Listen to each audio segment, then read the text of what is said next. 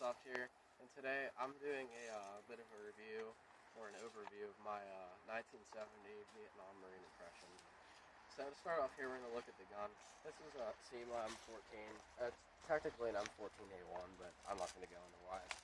But you can also use an XM116E1, or you can, that's just a proper name. That's not a big deal. But anyway, on my head here, I have a M1 helmet. This is the original from Vietnam. This is an ERDL helmet cover. I believe this is post-war, but it still looks the part. But you can also use an M1 helmet with that Mitchell cover there. The only thing that's wrong about that one right there is that it has a Army helmet band on it. Anyways, we look at the gear here. I have a Highland ERDL jacket on. It says USMC right here. But you can just use a blank one if you have to. On the belt here, this is a vertical weave M56 belt, but you can use just basically any pistol belt prior to 1970 that's US. The Marines used a lot of stuff from World War II.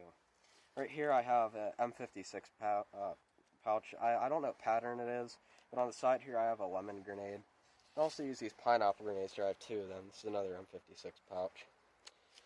Right here, the suspenders. These are M56 suspenders. I don't know what pattern they are either, but they still look the part. This is a M56 compass pouch, and inside of it I have a compass. It's not accurate, but it just helps fit. It just fits in here nicely, and it helps it keep shape. Right here we have a Claymore bag. I don't know what the technical name for this is. I just have some boxes. Oh, sorry, voice crack. I have some boxes in there to keep it shaped. Then I have the instructions in here, and most of the time the instructions people would tear them out because they weren't really needed very much, and they just kind of got in the way. Anyways, on my side here, I have a M56 canteen cover. I made a whole video about the canteens that I have so far, so I don't really need to go in depth with what that is. But on my back here, I have don't worry about the hole right here. But I have two M61 pouches. They're just for one single M14 mag. And right here I have a Carlisle bandage pouch that hangs off the bottom. You would see some guys later on, especially Marines. Well, the Marines are usually the only guys that used M61 pouches. But they would put them on the back since they just kind of got in the way, and they were not as favorable as these M56 pouches. Right here I have a 1942 World War II canteen with a metal canteen in it. I already did a whole video on that too. So I think that's more or less it. So once again, this is my Vietnam 1970 Marine impression.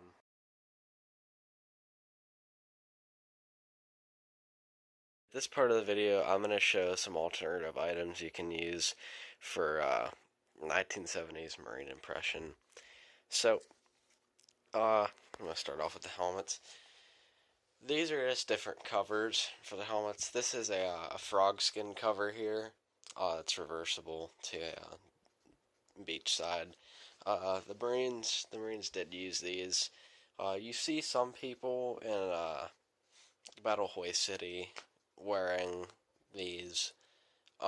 There's also a version of this with a bug net that goes around it.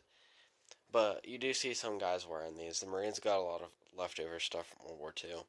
This is just another Mitchell helmet cover, but it has the other side reversed out. You'd see a lot of guys using those at fire bases, so you can use that for more or less anything Vietnam, just if it's a fire base loadout, or just, I don't know, just if people were using it, I guess. I don't know a whole lot about them. I just know that a lot of people would use them at fire base, especially at Quezon. That'd be a good thing to use that for. This is just the ERDL helmet cover I was using. It's not the same cut as this jacket here that I was using like before, but it was in the last clip, so you already saw it. This right here is a M36 belt. If you notice, it has a snap right here, which actually, if you would like to, if you can't find an M61 belt to accommodate M61 pouches, this is a good alternative. You can just have one, but it's meant to carry 1911 mag pouch. This is M56, but it would have a snap on it, and it would just like hook on right there. This is 36 ball. That works. This is from World War II, but like I said earlier, the Marines got a lot of leftover World War II stuff you can use.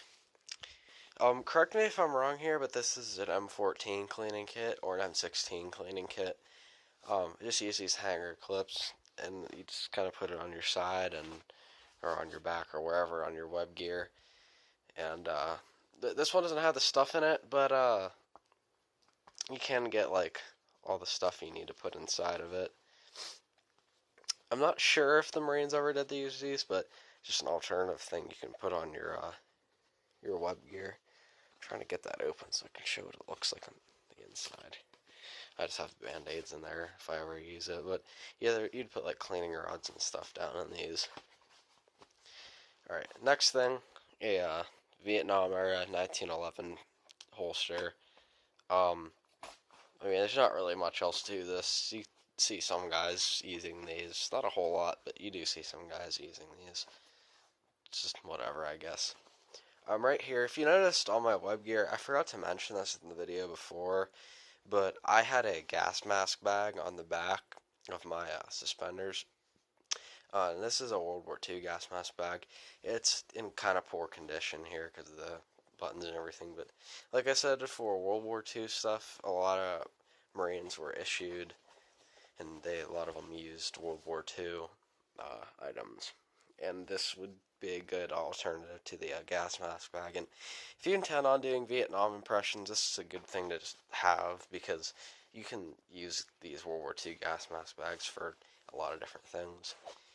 On my web gear, I didn't have a butt pack, but this is an M56 first pattern butt pack. I mean, there's not really much to this.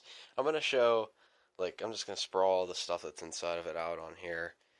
But, actually, I'm going to say that for a separate video. I'm not going to do that as part of this video. But, I apologize, my phone died right in the middle of me recording that.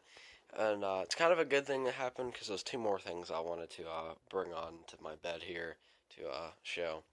So, right here, these are Marine World War II suspenders. You see some guys early war with these, some guys late war. It's a pretty, over the span of the war, it's less and less, but you do see these.